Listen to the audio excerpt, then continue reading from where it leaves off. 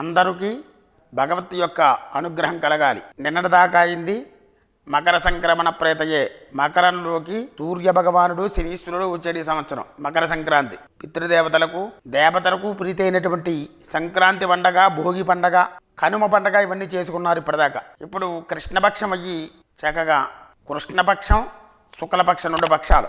ఇందులో శుక్లపక్షం అయ్యి పౌర్ణమి నుంచి మళ్ళీ కృష్ణపక్షంలో అడుగు పెట్టారు. కృష్ణపక్షే పాడ్యమి మొదలుకొని పాడ్యమి, విధియ, తదియ, చవితి, పంచమి, షష్ఠి, సప్తమి, అష్టమి, నవమి, దశమి, ఏకాదశి, ద్వాదశి, త్రయోదశి, చతుర్దశి, పౌర్ణమి, శుక్లపక్ష పౌర్ణమి అయింది. అలాగే కృష్ణపక్ష పాడ్యమి, పాడ్యమి మొదలుకొని అమావాస్య వరకు కృష్ణపక్షే.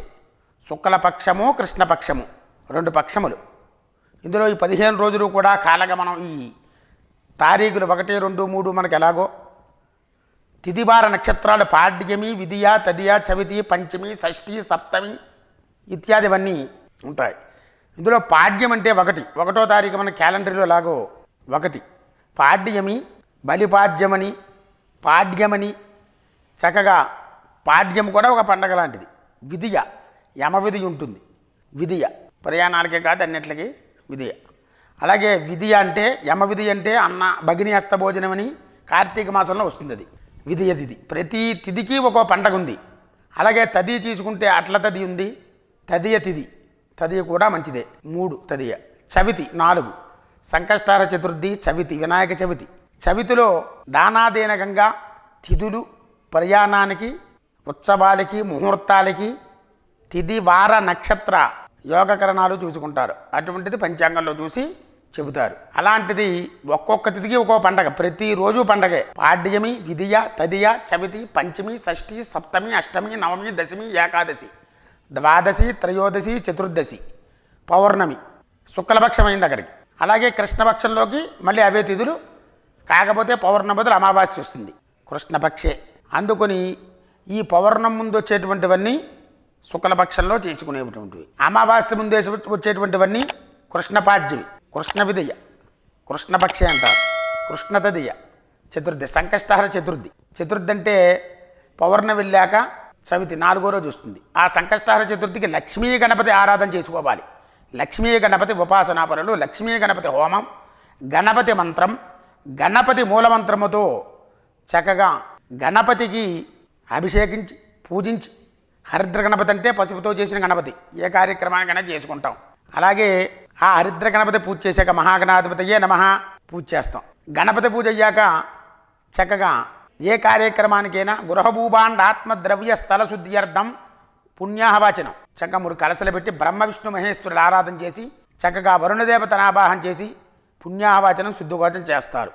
గణపతి పూజ పుణ్యాహవాచనం అయ్యాక రక్ష కట్టుకుంటారు. రక్షాబంధనం వివాహ కృతములోనే, దైవ వివాహ కృతములోనే, మానవ వివాహ కృతములోనే, దైవ సంబంధిత కార్యక్రమాలలోనే ఇటువంటి కార్యక్రమాలు తగులుతూ ఉంటాయి. అందులో సంకష్టహర చతుర్థి ప్రాధాన్యంగా పౌర్ణమి వెళ్ళాక చెప్పుకొచ్చాడు. 4వది సంకష్టహర చతుర్థి తర్వాత లక్ష్మీ గణపతి ఆరాధన చేసుకోవడం, గణపతి పూజ, పుణ్యాహవాచనం, రక్షాబంధనం కట్టుకుని చక్కగా గణపతికి సహస్రనామార్చన, దూర్వాజుగ్మములతో పంచామృతాలతో అభిషేకించి చక్కగా గంధ పుష్పాక్షతలతో పూజించి సహస్రనామ, అష్టోత్తరనామ, ధూపదీప నైవేద్య, చంగల్వ చామంతి చెలరేగి గన్నేరు పుష్పజాతులు తెచ్చి పూజించినాను, బహుబుద్ధి గణపతికి బాగుగాను. చెంగల్వ, చామంతి, చెలరేగి, గన్నేరు, గన్నేరు పువ్వులు, చామంతి పువ్వులు ఇవన్నీ కూడా తెచ్చి, దూర్వాజగ్మము గరిక అత్యంత ప్రీతిపాత్రం, మోదక ప్రియుడు, మోదకము ఆ కుడుములు పెట్టుకుంటారు. అక్కడ ఉండ్రాళ్ళు అంటారు, కుడుములు అంటారు. మోదక ప్రియాయ నమః గణపతి నామంలో 1. ఆ మూషిక వాహనుడు, ఆ మూషికం అంటే ఎలక, మూషికాసురుడు ఆ కథ వేరే వస్తుంది అందులో గణపతి మహత్యంలో. కనుక ఈ మూషికాసురుడికి మూషిక వాహనంగా కోరుకుని ఇది వచ్చాడు. కనుక ఈ గణపతికి సంకష్టహర చతుర్థి చేసినట్లయితే సర్వ విఘ్నాలు తొలగిపోతాయి. అందరికీ కూడా విఘ్నాలు. లక్ష్మీ గణపతి హోమం చక్కగా గణపతి, నవగ్రహాలు, నక్షత్రాలు, ఇంద్రాది అష్టదిక్పాలకులు, ఆవాహిత సర్వదేవత మండపారాధన చేసుకుని చక్కగా గణపతికి ప్రీతిపాత్రముగా దేవానాం ఆజ్యమాహారం, ఆజ్యమే దేవతలకి ఆహారంగా ఆవు నెయ్యితో హోమం చేస్తారు. హవిస్సు అంటారు. హవిస్సు అంటే అటుకులు, బెల్లం, చిటికీలు వటు పలుకులు, చిటుకులు అటుకులు చిటి పలుకులు, నానాబ్రాలు నిటలాక్షునగ్రసుతునకు.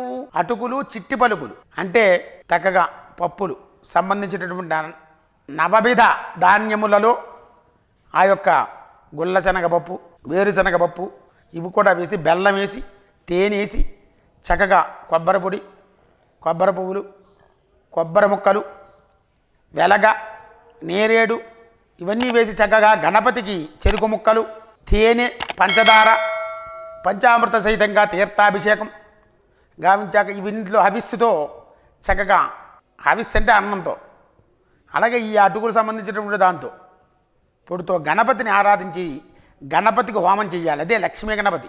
చక్కగా భగవంతుణ్ణి ప్రార్థిస్తూ మీ అందరికీ భగవత్ యొక్క ఆశీస్సులు. శుభం భూయాత్.